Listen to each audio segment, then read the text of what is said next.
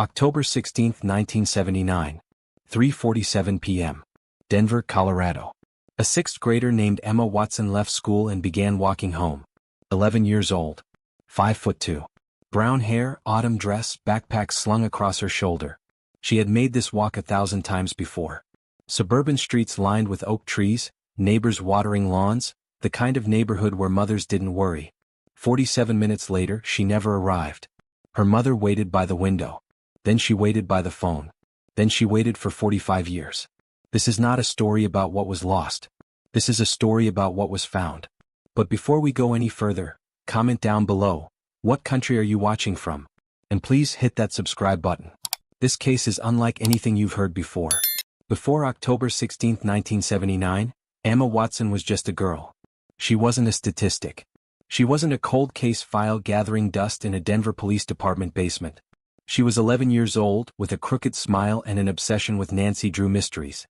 Her teacher, Mrs. Henderson, remembered Emma as quietly brilliant, the kind of student who raised her hand thoughtfully, who read ahead in every assignment, who wore her school uniform like armor against a world she was just beginning to understand. Emma lived in a modest 2-story house on Maple Avenue, the middle child of 3.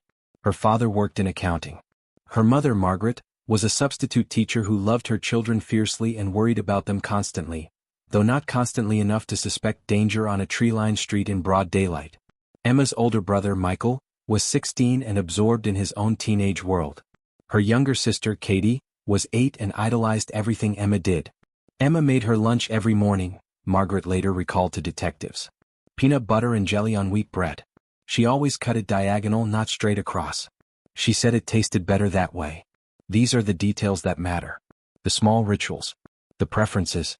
The personality crystallized in diagonal cut sandwiches. At school, Emma was neither popular nor forgotten.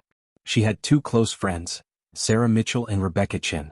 They sat together at lunch, whispered during math class, and dreamed about summer vacation. They were ordinary girls doing ordinary things, passing notes, rolling their eyes at adults, discovering the world one bad haircut at a time. Emma's last journal entry, dated October 12, 4 days before her disappearance, read simply, "Math test tomorrow. Hit it." But Rebecca said we could go to McDonald's after school on Friday. Excited. There was a heart drawn in red pen. Beneath it, in smaller letters, "Mom says I can get a happy meal." A happy meal. The world was that small. That hopeful. Emma Watson was a girl who cut sandwiches diagonally. A girl who loved Nancy Drew. A girl who dreamed about happy meals and summer vacation and the endless possibilities of being alive. On October 16 at 3:47 p.m., that girl vanished. Denver in 1979 was a city in the grips of post-Vietnam recovery and pre-recession optimism. The Rocky Mountains rose like a protective wall to the west. Suburban neighborhoods sprawled outward in neat rows, tree-lined streets, chain-link fences, children playing unsupervised until streetlights came on. This was before stranger danger. Before parents feared letting their children out of sight. Before the world felt like it was hunting children. The Maple Avenue neighborhood where Emma lived was considered one of Denver's safest. Middle-class, stable, the kind of place where neighbors knew each other's names, where car doors were left unlocked, where an 11-year-old girl walking home from school wasn't just normal, it was expected. Independence. Fresh air. The traditional American childhood. The Denver Police Department in 1979 was under-resourced for a city of its size. Detective work relied on intuition, shoe-leather investigations, and community tips. There were no DNA databases. No cell phone triangulation. Number 24-hour news cycle obsessing over missing children. If a case didn't generate immediate leads, it could fade from public consciousness in weeks. The school Emma attended, Jefferson Middle, sat 3/4 of a mile from her home. The walking route was predictable. Down Maple Avenue through Riverside Park, along the pedestrian bridge that crossed Clear Creek, then up Elm Street to her neighborhood. It was a journey she had taken since 6th grade began in September. No incidents. No concerns. Or so everyone believed. The autumn of 1979 was mild. Leaves were turning gold and rust. The air carried that specific October smell, decomposing foliage, distant wood smoke, the scent of a season dying. Children played outside in light jackets. Parents felt secure. Emma Watson's neighborhood was the kind of place where nothing bad happened. Where violent crime existed in newspapers and television shows, not on tree-lined streets where neighbors waved to each other. But danger had already moved in. It had unpacked its bags and taken root. And on October 16, 1979, it would finally reveal itself. The day Emma disappeared began like any other Tuesday. 7:15 a.m., Margaret Watson made Emma's lunch. Peanut butter and jelly on wheat bread. Diagonal cut. Emma ate a bowl of Cheerios and drank orange juice. She was quiet. She was always quiet in the mornings. Michael was already gone to Lincoln High School. Katie wouldn't be up for another 30 minutes. 8:05 a.m., Emma left for Jefferson Middle School. She wore her school uniform, blue plaid skirt, white blouse, navy cardigan. Her backpack contained textbooks, a notebook and her math homework from Monday night, completed dutifully at the kitchen table. 8:35 a.m., confirmed sighting. Emma arrived at school on time. Witness, the school's security guard who noted her arrival in his log. Emma checked in at her homeroom. 2:55 p.m., school bell rang for dismissal. Emma gathered her things. Her last class had been English literature. The teacher, Mr. Carver, gave no indication of anything unusual. Emma was present. She was attentive. She turned in her assignment on the Civil War with its usual careful handwriting. 3:10 p.m., last confirmed sighting. Emma was seen leaving school grounds by a friend's older brother, Thomas Holloway, who was picking up his sister. He remembered Emma wearing her cardigan. He remembered her walking alone. He remembered thinking nothing of it. 3:15 p.m. to 3:47 p.m., the gap. The void. The 32 minutes that would become the obsession of investigators for decades. Emma was supposed to walk the 3/4-mile route home. It should have taken her approximately 25 minutes at a normal pace. She should have arrived home by 3:35 p.m. 4 p.m., Margaret Watson began to worry. Not panic, just the low-level maternal anxiety that every mother knows. Emma was usually home by 3:45. Never later than 3:50. 4:15 p.m., Margaret called Sarah Mitchell's house. Maybe Emma had stopped there. Sarah's mother said she hadn't seen her. 4:30 p.m., Margaret called Rebecca Chen's house. Same answer. Growing concern now. The kind that makes your stomach tighten. 5 p.m., Margaret called Jefferson Middle School. The secretary confirmed Emma had left at dismissal time. 5:45 p.m., Margaret called the Denver Police Department. She reported her daughter missing. 6 p.m., Officer James Patterson arrived at the Watson home to take a report. He was 42 years old, a veteran of 20 years on the force. He had seen runaways. He had seen accidents. He had seen tragedy. But he had never seen a case that would consume his life for the next 45 years. By midnight, Emma Watson had been missing for 8 hours. By dawn, she had been missing for 16. Within 48 hours, the case would grow cold. The first night was controlled panic. Volunteers showed up before police even organized a formal search. News spread through the neighborhood via phone calls and door-to-door conversations. Within hours, 50 people were combing Clear Creek Park, walking the routes Emma might have taken, calling her name into the darkness until their voices grew hoarse. Detective James Patterson was assigned as the lead investigator. He was methodical, old-school, the type of cop who believed in shoe-leather work and instinct. He immediately faced a problem that would plague the investigation for years: jurisdictional confusion. Had Emma disappeared on school property? In the park? On a public street? Different agencies had different authority, and the first hours were wasted coordinating rather than investigating. By morning, the investigation crystallized around several theories. Theory 1, accident. Emma had fallen into Clear Creek. The water was cold but not dangerously fast. Search teams focused on the creek bed and surrounding areas. Dogs were brought in. For 2 weeks, sonar equipment would be deployed. Nothing was found. Theory 2, runaway. Emma's parents insisted this was impossible. Emma wouldn't run away, Margaret told police. She was happy. She had friends. She had no reason. But detectives pursued it anyway. They checked with hospitals, bus stations, and youth shelters across Colorado. Nothing. Theory 3, abduction. The word nobody wanted to say aloud. A predator. Someone who had targeted Emma specifically or taken her opportunistically. This theory terrified the community and galvanized the investigation, but also created dangerous blind spots. Police began questioning neighbors aggressively. Innocent men were surveilled. Rumors circulated. One critical mistake emerged in these early weeks: evidence handling. When officers finally searched the park and the pedestrian bridge, they collected items haphazardly. A shoe. A piece of fabric. A backpack fragment. But without modern forensic protocols, These items were photographed poorly, stored inconsistently, and eventually misplaced. The evidence that might have solved the case in 1979 would become the evidence that took 45 years to decode. The media descended. Local news ran hourly updates.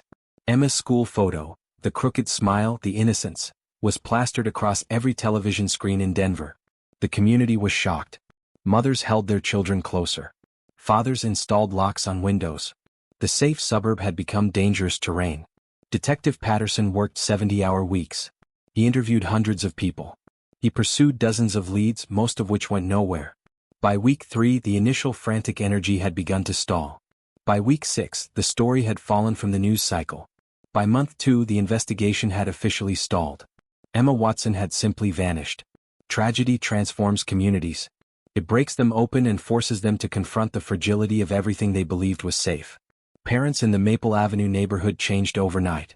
The casual freedoms children had enjoyed, walking to school alone, playing in parks unsupervised, riding bikes until dark, evaporated. Mothers began driving their children everywhere. Fathers added locks to gates.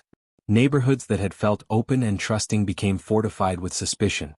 "I couldn't let my daughter walk anywhere anymore," one neighbor, Patricia Henderson, later recalled. Emma's mother felt the same way.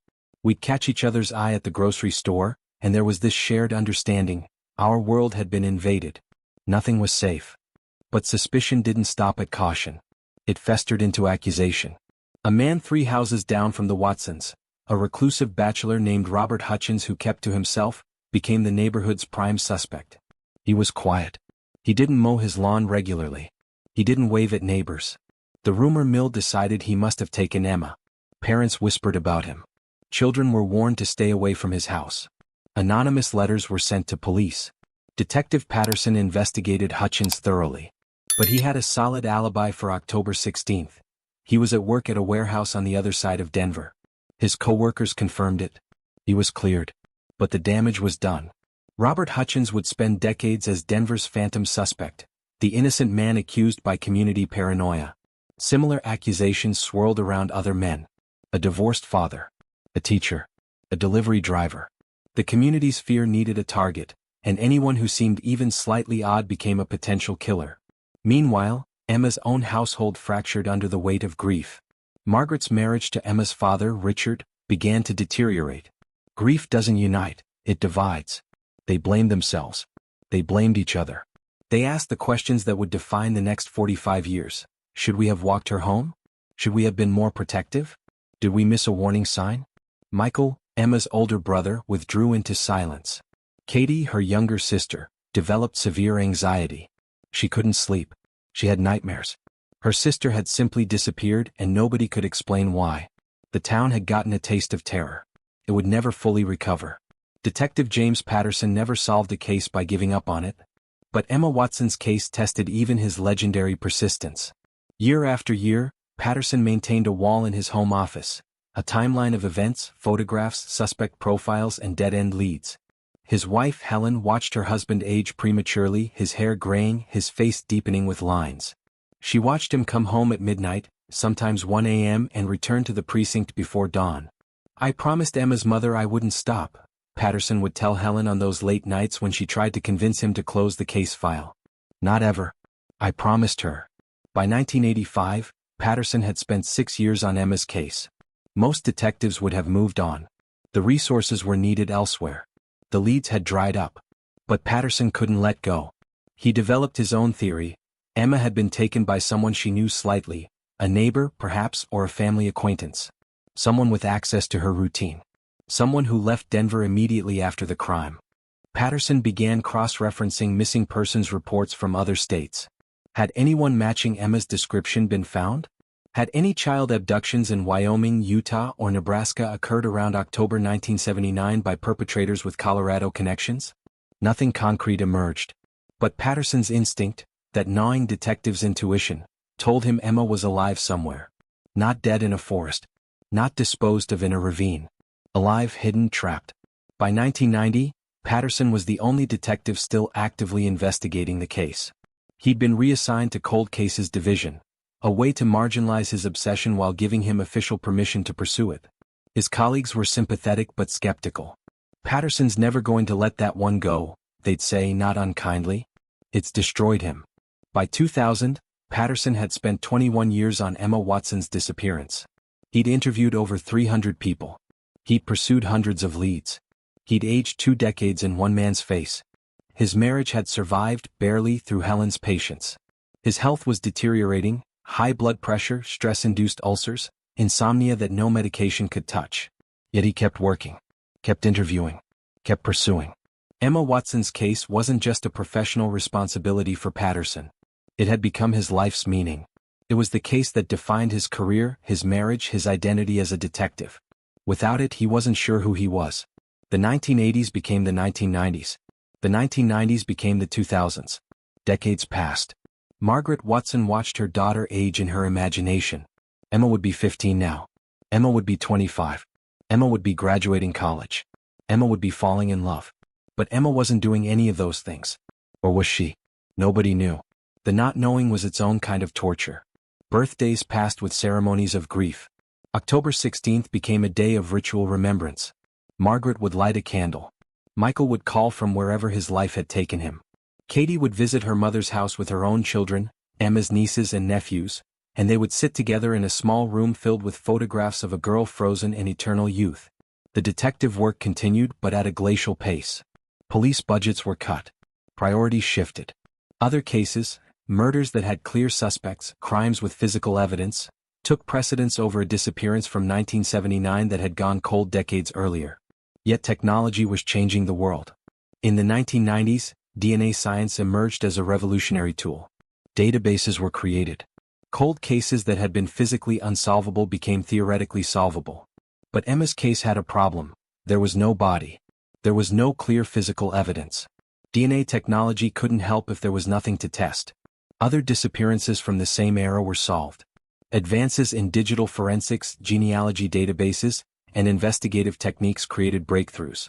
New stories would emerge: missing child found after 30 years, or cold case solved through new DNA evidence. Margaret would see these stories and feel both hope and devastation. Why had Emma's case not been solved? What made her daughter different? Less important? Emma's photograph aged differently in the media. Early news coverage showed a fresh school photo. Youth intact, possibility unlimited. But by 2010, her picture had been aged by computers, rendered into what she might have looked like as an adult. The aged version was unsettling, artificial, uncanny. It reminded the world that if Emma was alive, she was a stranger now. 45 years had passed. The girl they'd searched for was no longer a child. Margaret Watson herself aged through the decades. Her hair turned gray, then white. Her face developed lines. She developed arthritis in her hands. Health problems accumulated. Doctors warned her about stress. You need to let this go, they'd say. It's destroying you. But how could she let it go? How could a mother abandon her child? By 2020, Margaret was 78 years old. She had lived more than half her remaining life in a state of not knowing. She had spent decades waiting. Then in 2023 something shifted. Change came quietly, almost invisibly. In 2023, the Denver Police Department's Cold Case Division received a new commander, Detective Lisa Ramirez, 47 years old, a veteran of 15 years in homicide and 5 years specializing in cold cases. She was methodical, detail-oriented, and crucially, she was not emotionally invested in Emma Watson's case. Ramirez reviewed files systematically. She looked at cases that hadn't been touched in a decade. She prioritized cases with new investigative tools available. When she reached Emma Watson's file, she immediately noticed something. Physical evidence from the 1979 search had been recatalogued in 2003, but it had never been subjected to modern DNA analysis. What? Simple bureaucratic reasons. The case was presumed unsolvable without a body or a suspect to match against. Budget limitations meant resources went to cases with higher resolution probability. But Ramirez had access to genealogy databases, genetic testing services that millions of Americans had voluntarily subscribed to. She had access to CODIS, the national DNA database. She had access to tools that didn't exist even 5 years earlier. She ordered the old evidence re-examined. A hair strand from the fabric found in the park. Saliva residue on a piece of Emma's backpack. Small samples that had been preserved but never analyzed. The DNA came back to an unknown male. Not in CODIS. Not in any criminal database. Ramirez uploaded the genetic profile to GeneMatch, a genealogy database where people share DNA hoping to find relatives. Within weeks, a distant cousin match appeared. The genetic relationship was distant, third cousin, but it was a thread to pull. Ramirez began mapping family trees. She traced the DNA profile forward, finding siblings, then children, then grandchildren. One name kept appearing in connection to Colorado in the late 1970s. Robert Garrett, 71 years old, currently living in Wyoming. Her heart rate accelerated. In 1979, Robert Garrett had lived 3 blocks from Jefferson Middle School. He had worked at a local warehouse. In October 1979, he had abruptly moved to Wyoming and never returned to Colorado. Ramirez pulled his driver's license photo. She searched property records. She traced his employment history. Everything pointed in one direction: Wyoming, 1979 onward. She obtained a search warrant. She coordinated with Wyoming State Police. In November 2023, 44 years and 13 months after Emma's disappearance, police arrived at Robert Garrett's property outside Cheyenne. What they found there would shock a nation. Ramirez had been prepared for a gravesite. She had been prepared for bones and remains that would finally give Margaret Watson the closure of recovery. She had not been prepared for what she actually found. Emma Watson was alive. Robert Garrett looked like he could be anyone's neighbor. 71 years old, retired, living on a modest Wyoming ranch with 5 acres of property bordered by fences. He had gray hair, weathered skin, and the demeanor of a man who had learned to exist quietly, invisibly. But invisibility was a mask he'd perfected over 45 years. Investigators discovered that Garrett had been a registered sex offender in Wyoming since 1985. He had served 12 years in prison for attempted child abduction in 1982. Upon his release in 1994, he'd become a model parolee. No violations, no incidents, no contact with authorities for nearly 30 years. But the hidden darkness behind him stretched back to 1979. Robert Garrett's childhood had been a nightmare. His father had abused him. His mother had been complicit through silence.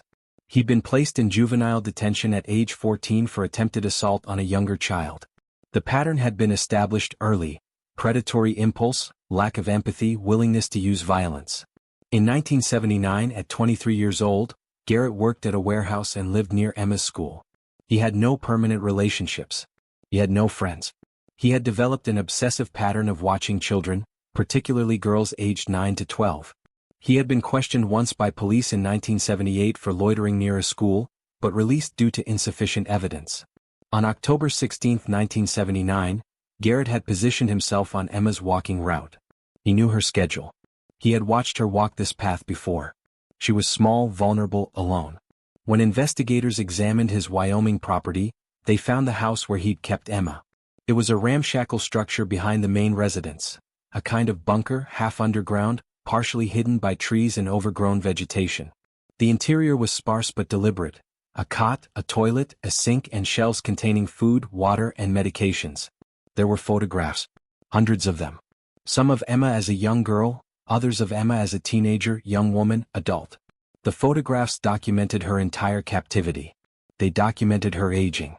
They documented her trauma. There were also journals, Garrett's detailed records of Emma's captivity, written obsessively over decades. These documents would provide crucial evidence about her treatment, her psychological state, and the mechanisms of control he had used to keep her imprisoned. The most unsettling discovery was a small bedroom, locked from the outside. On the walls were school photographs. Not just Emma's, dozens of other girls' photographs. Girls from Colorado, from Wyoming, from other states. Girls who had disappeared. Girls Garrett had watched. Girls he had fantasized about. Robert Garrett was a serial predator who had kept Emma Watson imprisoned for 45 years, not because he was unique, but because he had been extraordinarily persistent in his criminality and extraordinarily fortunate in remaining undetected. When Wyoming State Police and FBI agents entered Robert Garrett's property on November 14, 2023, they were searching for evidence of a 45-year-old crime. They were not prepared to find a 45-year-old victim. The officers approached cautiously. They had a warrant to search the premises. They had forensic teams standing by. They had mental preparation for discovering remains. Instead, they found Emma Watson sitting in a chair in that underground bunker, conscious and breathing. She was 57 years old. She bore no resemblance to the school photograph that had been circulated across America. Her hair was gray and thin. Her body was frail, marked by decades of malnutrition and lack of sunlight. Her eyes held an expression that the officers would later describe as haunted and impossibly sad. But she was alive. Emma did not resist. She did not cry. She did not express immediate joy or relief. Instead, she seemed almost confused by the presence of strangers. "Are you here to hurt me?" she asked one officer, a question that revealed the fundamental damage of her captivity. "No," the officer replied, his voice breaking. "We're here to help you." Paramedics arrived. Emma was transported to Cheyenne Medical Center for urgent evaluation. She was severely malnourished, deficient in multiple vitamins, and showed signs of severe vitamin D deficiency from decades without natural sunlight. She had chronic infections, dental deterioration, and evidence of physical abuse. But most significantly, she showed signs of severe psychological trauma. Complex PTSD, dissociation, and what psychologists would identify as traumatic bonding, a psychological condition in which hostages develop emotional attachment to their captors as a survival mechanism. Emma had been living in that bunker for approximately 43 years. She had spent her formative years there. Her adolescence. Her adulthood. She had grown old in captivity. Garrett had controlled her through isolation, psychological manipulation, and periodic violence. He had convinced her that the outside world wanted to hurt her, that police would arrest her, that she was safer with him. He had given her enough food to survive, medications for infections, and, oddly, books. Hundreds of books. Emma had spent 45 years in a 5-by-10-foot room, sustained by the belief that freedom would destroy her. The discovery shocked the nation. Not just that Emma Watson had been found alive, but that she had been imprisoned so completely for so long, so close to civilization. She had been held in Wyoming for 45 years while the world searched for her in Colorado.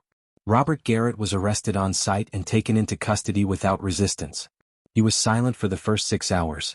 Then, unexpectedly, he confessed to everything. In a recorded interview, Garrett explained his crime methodically, almost clinically. He had chosen Emma because she was small and controllable. He had kept her in the bunker because she was safer there, and needed to be protected from the world. He had photographed her because I wanted to remember every moment. He had given her books because he wanted her to be educated but not dangerous. Garrett's confession revealed the depths of his delusion. He had genuinely believed he was protecting Emma. In his mind, he had rescued her from a world that would have hurt her. He had created a narrative in which his captivity was an act of mercy. Federal charges were filed immediately: kidnapping, child abduction, sexual abuse, false imprisonment, and conspiracy to commit child endangerment. Wyoming state charges included aggravated assault and abuse of a vulnerable adult. The prosecution faced a unique legal challenge. Garrett had kept Emma for 45 years, crossing state lines, with clear evidence of systematic abuse. Some statutory limitations had expired. Some crimes from 1979 couldn't be prosecuted. But there were more than enough charges to ensure Garrett would spend the remainder of his life in prison. The trial began in federal court in March 2024. It was unusual, emotionally wrenching, and profoundly complicated by Emma's psychological state. Emma was called to testify. She walked into the courtroom trembling, gripping the arm of a victim's advocate. She had to recount 45 years of captivity to a room full of strangers. She had to describe abuse, isolation, manipulation, and trauma while the man who inflicted it sat 30 feet away, watching her with an expression that was somehow both remorseful and defiant. "Did Mr. Garrett keep you against your will?" the prosecutor asked gently. Emma's voice was barely audible. I didn't know I could leave. But if you had tried to leave, would he have stopped you?" "Yes," Emma said. He said police would hurt me. He said the world was dangerous. He said I needed him." The defense attempted to argue diminished capacity and psychiatric illness. They presented expert testimony suggesting Garrett had suffered from delusional disorder. They attempted, controversially, to portray him as mentally ill rather than evil. But the prosecution's evidence was overwhelming. 45 years of captivity. Medical evidence of abuse. Photographs documenting the crime. Garrett's own journals admitting his actions. On June 15, 2024, the jury returned a guilty verdict on all counts. The judge sentenced Garrett to 6 consecutive life sentences plus an additional 150 years. He would die in prison. At 71 years old, he would never see freedom again. In a statement read by a prosecutor on Emma's behalf, she was too traumatized to deliver it herself. Emma said, "Justice is not what I needed. What I needed was my life back." What I needed was those 45 years returned. A prison sentence cannot give me that. But at least now he can't hurt anyone else. Robert Garrett is currently incarcerated at the federal supermaximum prison in Florence, Colorado, serving his life sentences with no possibility of parole. Emma Watson is alive. That fact still seems impossible to process. In the months following her rescue, Emma has undergone intensive trauma therapy, medical treatment, and psychological reconstruction. Her physical health is improving slowly. She is gaining weight. The vitamin deficiencies are being addressed. The chronic infections are clearing. But the psychological healing is exponentially more complex. Emma struggles with what therapists call reorientation to reality. For 45 years, the world consisted of 5 rooms and the books Garrett provided. She never watched television, never experienced the internet, never heard popular music, never saw a movie made after 1979. The world that freed her is utterly foreign.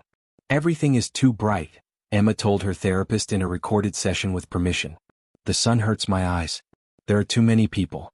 Too many sounds. Too many choices. For so long I didn't have to choose anything. Now I have to choose what to eat, what to wear, what to do with my day. It's overwhelming. Emma is living in a secure residential facility in Colorado. Not a hospital, but not independent living either. It's a compromise. She has safety and supervision while gradually rebuilding her life. Her therapists are teaching her basic skills that most people acquire in childhood. How to use a computer, how to navigate social interaction, how to understand autonomy. She has limited contact with her family. Her mother, Margaret, is still alive at 81 years old. They have met, cautiously, in supervised settings. Margaret held her daughter for the first time in 45 years and wept uncontrollably. But their relationship is fractured. Emma doesn't remember her mother. Margaret is a stranger, albeit one who loves her unconditionally. Emma experiences this as additional trauma. She has lost the continuity of her own family. My brain was frozen in 1979, Emma explained to a therapist. I'm still 11 years old inside. But I'm 57 years old on the outside. I don't know how to bridge that gap. Emma has declined most media interviews. She has refused book deals and movie rights. She wants privacy, which the world is not easily giving her. She is famous now, the girl who was found alive after 45 years. Her story is a Netflix documentary waiting to happen. Networks have approached. Publishers have called. Emma has said no to all of it. Instead, she is working with a private therapist and a psychiatrist to construct a life. She attends support groups for abuse survivors. She is learning to drive. She is considering education options, though decades have passed since she was in school. Most importantly, Emma is learning to believe that she deserves a future. Margaret Watson has lived 2 lives, the life before October 16, 1979, and the life after. The first life was ordinary. She was a substitute teacher, a wife, a mother of 3. She had plans. She had dreams. She had no concept of tragedy. The second life began when her daughter didn't come home. For 45 years, Margaret woke each morning knowing her daughter was somewhere in the world, probably suffering, possibly dead. She maintained Emma's bedroom exactly as it was left. The poster of Nancy Drew on the wall, the books on the shelf, the diary with its final entry about happy meals. She couldn't change it. Changing it felt like admitting Emma was gone. Margaret appeared on talk shows. She gave interviews to local news. She worked with police. She called in tips herself on several occasions, following threads of hope that always led nowhere. She joined organizations dedicated to missing children. She attended conferences. She became the face of a mother's unending search. But privately she was falling apart. Her marriage to Richard deteriorated. Grief doesn't bring couples together, it divides them. They had different ways of processing loss. Richard wanted to grieve quietly and move forward. Margaret couldn't move forward. Moving forward felt like betrayal. They divorced in 1993. Richard remarried. Margaret never did. Her identity became inseparable from the search for Emma. Her other children suffered. Michael carried guilt for surviving while his sister suffered. Katie developed severe anxiety that plagued her into adulthood. Both siblings watched their mother disappear into grief, and neither could help her return. Margaret developed health problems. Hypertension. Stress-induced diabetes. She had a minor stroke in 2010, which doctors attributed to years of cortisol elevation, the physical toll of prolonged grief. Yet she never gave up.